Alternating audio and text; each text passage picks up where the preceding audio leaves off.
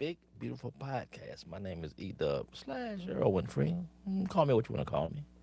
Hey, you can call me everything but the N word, and if you want to call me N word, call me N word. Anyway, this is the Big Beautiful Podcast sponsored by Zuma.app, XUMA.app. You created an app, and now it needs exposure. So Zuma.app.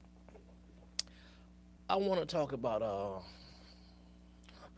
what I want to be known for. Because oftentimes, we do things in life, create things in life that we never get credit for. And you know what? I accept that. I accept that. We create things and we do things that we never get credit for. You know. I've always been somewhat of an innovator. And anybody who knows me will tell you that Earl Winfrey has been an innovator. I was one of the first people in Chicago to have a phone in their car. I remember back when I've got my first cell phone in my car, I spent like $1,500 for that phone. I think it was with Prime Code. And I was paying $1 per minute for airtime. And back then, no one had cell phones in their car. No one. They wanted to see that cell phone in their car. Everybody, everybody. I remember I worked at a hotel, and the general manager, he had a cell phone in his car, and I had a cell phone in my car. Now that hotel had 2,000 employees, and no one else had a cell phone in their car but me and the general manager. The general manager was like, you know what? I want to meet this guy that's got a cell phone in his car. Came down and, oh, you that guy that's got the cell phone in the car? I'm like, yeah, I have a cell phone in my car. And he went outside and he actually wanted to see the cell phone in my car. So yeah, I was innovative. I'm not gonna say I was one of the first to have a cell phone in their car. I'm gonna say I was one of the first black poor men to have a cell phone in their car. Again, I paid $1,500 for that phone to have it installed in my car. Remember, it had two antennas in the back of the car, and the airtime was $1 per minute. A long time. So, like I said, the point is, I've always been somewhat of an innovator. I was doing podcasts back when podcasts weren't even popular. I'm not saying I was the first podcaster, but I'm one of the first that created a podcast station. Right, and if you look now at intellectualradio.com, it's one of the largest podcast stations in the world, especially black podcast stations in the world. But all that stuff, you know what, I know I'm not going to get credit for and I won't be known for. But it's one thing that I want the world to know that I created. I want the world to know. Because you're not going to find it on Wikipedia. Folks ain't going to tell you. And most likely you won't even believe me. But what I want the world to know, I want the entire world to know that Earl Winfrey was the very first person in the world, very first person in the world to put a website address on a silicone bracelet. Somebody had to be the first. I was the first. I remember the first time I'd seen silicone bracelets. They were used for. I think the guy he was a racer or something. He created the silicone. He was a bike racer or something.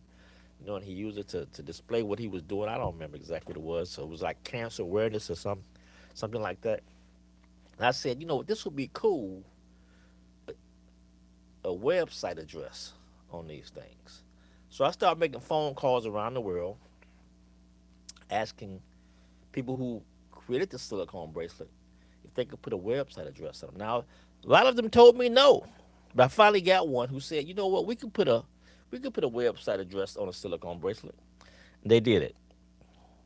And I started selling these silicone bracelets with websites on them for $1 a piece, right? Because nobody had done it. And I remember the first year that I created the websites on a silicone bracelet, I did a show at McCormick Place. It was for the Black Women's Expo. And I had a booth there. Now, hundreds of booths there, people selling products, but no one had ever seen or envisioned a website on a silicone bracelet. This is where I introduced it. I introduced the silicone bracelet with the website. And people were amazed and people were astonished.